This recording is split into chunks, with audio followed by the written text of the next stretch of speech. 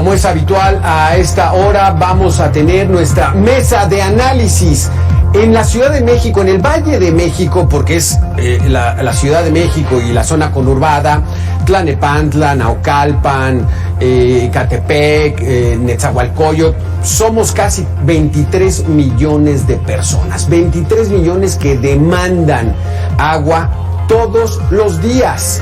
Y en esta época de sequías es donde se empieza a complicar esta situación. ¿Cómo nos encontramos? Es una situación muy complicada. La verdad es de que sí tenemos que ser muy conscientes, no dejarlo todo a la autoridad, que ya vemos que luego la autoridad no hace mucho. Nosotros como ciudadanos hagamos ese esfuerzo de proteger y de cuidar y de mantener el agua potable para todos nosotros. Vámonos a nuestra mesa de análisis porque le doy la bienvenida a Jorge Fuentes, director de proyectos del Consejo Consultivo del Agua AC y coordinador de comunicación de Agua Capital, el Fondo de Agua de la Ciudad de México. Jorge, ¿qué tal? ¿Cómo estás? Me da gusto saludarte. Hola Alberto, buenas tardes, gusto en saludarte también. Y también le damos la bienvenida a Adriana Palma, académica de la Universidad Nacional Autónoma de México y experta en agua. Gracias por estar con nosotros, Adriana. Buenas tardes, Alberto. Pues primero las damas, Adriana, y las malas noticias te tocan a ti darlas, porque parece que no está muy halagüeño la situación en el Valle de México. Estamos prácticamente en la peor época de sequías aquí en el Valle de México. ¿Y cómo nos encontramos con relación al agua? Bueno, actualmente la Ciudad de México y la zona metropolitana consideramos que estamos bajo un estrés hídrico o bajo un déficit hídrico, pues debido a la infraestructura y a la dependencia que tenemos tanto de agua importada y por supuesto también un elemento muy importante que es el agua subterránea. Entonces hemos sobreexplotado este acuífero y actualmente tenemos problemas debidos a la calidad del agua que comúnmente no consideramos dentro de la gestión y por supuesto también a la cantidad. O sea que, Jorge Fuentes, nuestros acuíferos, ¿cómo llega el agua a la Ciudad de México? O sea, ¿cómo logramos que el Valle de México en época de lluvias se alimente en los mantos freáticos? Nos llueve bien cuando empieza a llover, ¿no? A partir de junio, julio, o sea, tenemos una buena temporada de lluvias aquí en el Valle de México. ¿La hemos aprovechado? Te diría, primero que nada, que la principal fuente de agua que tiene la Ciudad de México es su propio acuífero, como lo comentó Adriana Palma. Este acuífero se recarga año con año en el suelo de conservación que muchas veces no identificamos como parte de la ciudad, pero que representa el 60% del suelo de la Ciudad de México. Ahí obtenemos casi el 60% del agua que se consume. La otra fuente de agua que tenemos es a través del sistema Cutzamala, donde nos llega una parte importante del agua y que también depende mucho de las lluvias. Es decir, ahorita los problemas que tenemos es porque venimos de una fuerte sequía, una sequía que el año pasado abarcó prácticamente el 80% del territorio y que también afectó la recarga de las presas, en este caso las presas de Valle de Bravo, que no alcanzó su nivel histórico, de hecho quedó por debajo del nivel histórico. Creo que el año, hace 25 años, tuvo su peor época en cuanto al llenado de esta presa. Entonces, es una combinación de cosas. Efectivamente, como lo menciona Adriana, tenemos un acuífero sobreexplotado, sacamos 1.7 veces más agua de la que permitimos que se recargue año con año, y por el otro lado pues venimos enfrentando una sequía. Entonces el agua de lluvia que se está aprovechando, contestando su pregunta, pues bueno, es para la recarga del acuífero, sí, también para la recarga de las presas, pero también pues faltaría toda esta infraestructura verde que ahora se está impulsando mucho, que es la captación de agua de lluvia, sí, que si bien en la Ciudad de México se ha ido avanzando en la instalación, sobre todo en las zonas que tienen precariedad hídrica en esta instalación, bueno, todavía falta que sea sólida esta política. Exactamente, Adriana. Aquí en la Ciudad de México, pues digamos que sí hay zonas verdes, ¿no? Las hemos mantenido, estamos reforestando, ya no es esa ciudad de todo de cemento y eso provoca que llueva, ¿no? Este manto acuífero, ¿dónde se localiza y cómo es que se alimenta en la época de lluvias? Bueno, cuando hablamos de los acuíferos, hablamos de una extensión o una delimitación a veces en un contexto geológico para una gestión o un manejo del agua subterránea. Hay que enfocarnos mucho a que el recurso es el agua subterránea. Entonces, bajo nuestros pies está el recurso. En todos lados tenemos agua subterránea. A veces hacemos una diferenciación con una extensión administrativa malamente porque los sistemas de flujo de agua subterránea no respetan límites políticos ni límites administrativos. Entonces, ¿qué ocurre con el agua subterránea? En las partes altas, alrededor de todo lo que es la cuenca de México, ocurre la recarga principal del acuífero y básicamente la situación que tenemos en la zona metropolitana, en la cuenca, es que extraemos más de lo que se recarga, ¿no? Es esto del tema que está muy de moda, aunque no debemos decirlo correctamente, hablando de la escasez del agua. El agua se va a acabar. No, el agua es un elemento constante en el planeta. Tenemos nuestros ciclos hidrológicos, tenemos un ciclo urbano del agua dentro de nuestra cuenca. Entonces, en las partes altas es donde ocurre la recarga, en las zonas permeables es donde ocurre la recarga. Desafortunadamente, pues hemos urbanizado desordenadamente a esta región y pues por eso hemos disminuido la recarga natural.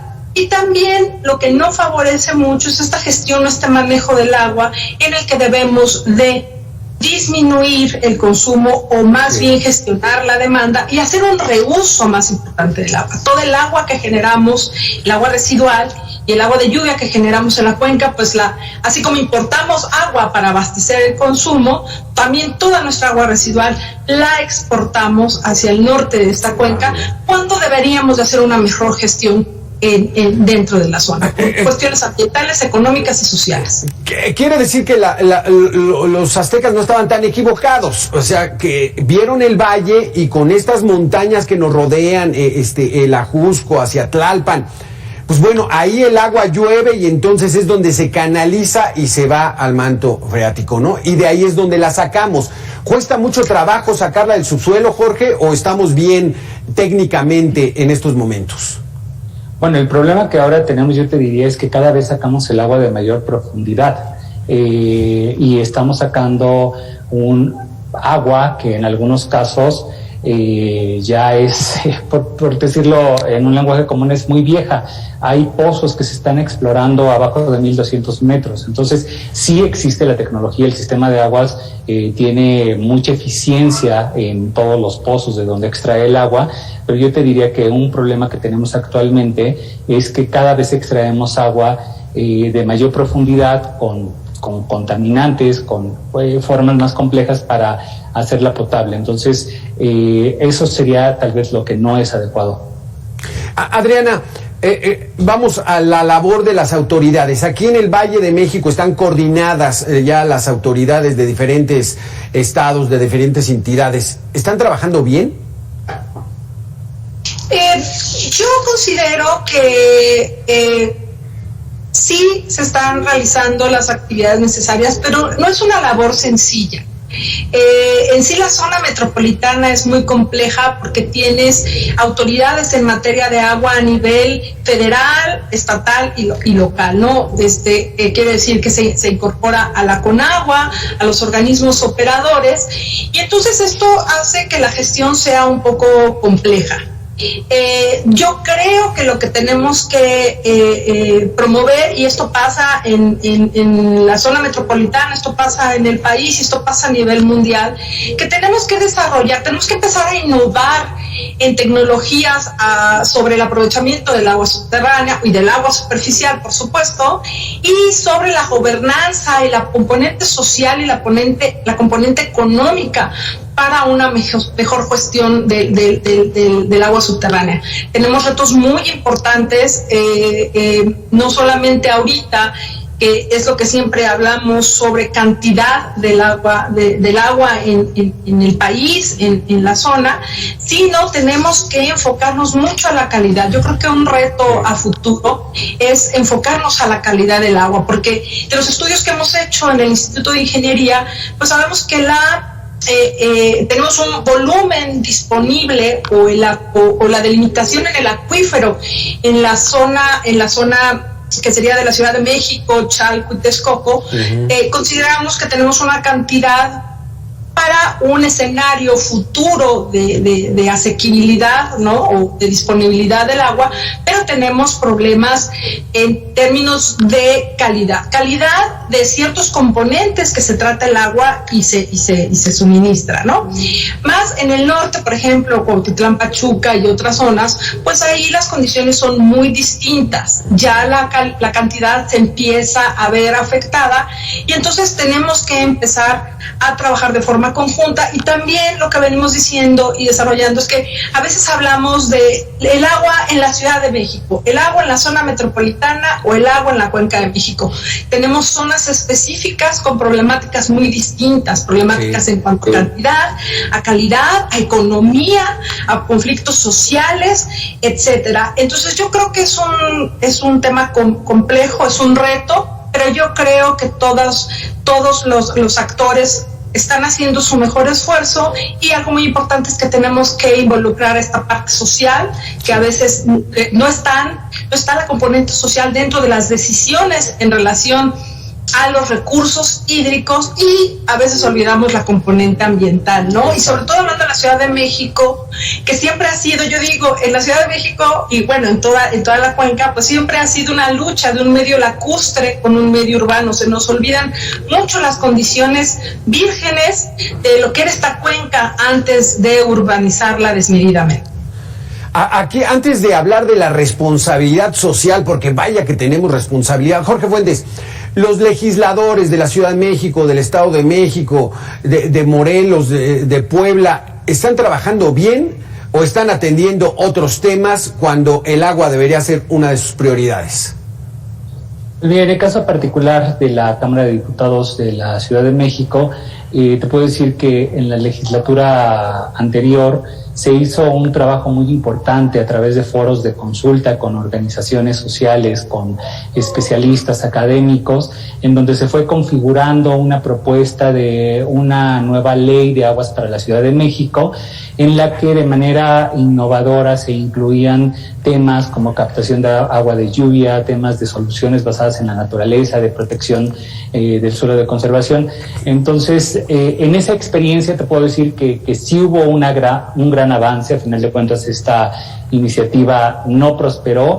Ahora estamos enfrentando una nueva legislatura que habrá que ver cómo está trabajando y atendiendo este reto, que es en el presente. Digo, es muy importante ver lo que vamos a hacer o el camino que vamos a fincar de aquí a los próximos 20 años, pero la situación o la crisis del agua es ahora, ¿no? Entonces creo que esa es la visión que tendrían que estar viendo nuestros legisladores para atender todas las causas, todos estos fenómenos que bien comenta Adriana, sociales, ambientales, y que requieren de una atención, de mejores políticas públicas y sobre todo de innovación, porque hay muchas cosas que no se están haciendo adecuadamente o que tendrían que hacerse mejor, como justamente menciona Adriana también, el tema del tratamiento del agua, del reuso de agua. Reusamos muy poco el agua, no le damos más usos al agua que vamos desechando. Entonces hay muchas tareas pendientes que los legisladores tendrían que estar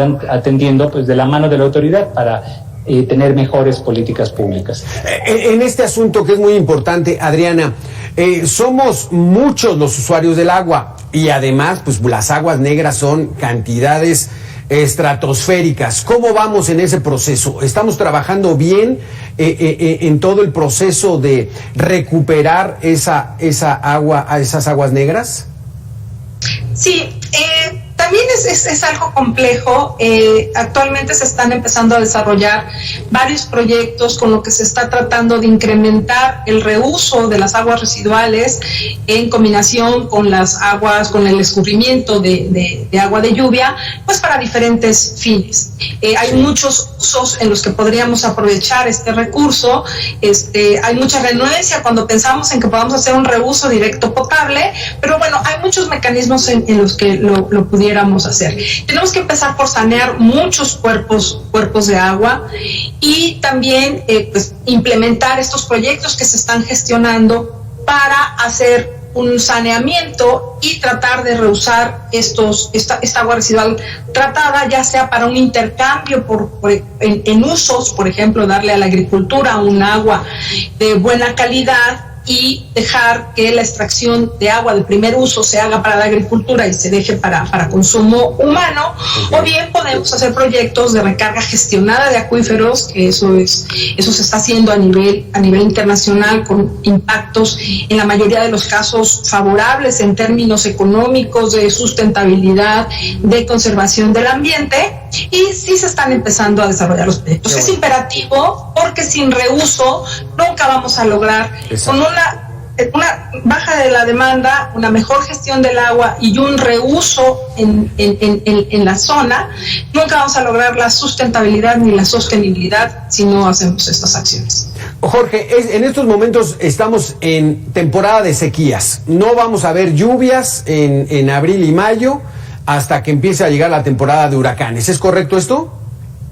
Sí, es correcto. De hecho, ¿Qué debe hacer la ciudadanía en estos próximos 61 días?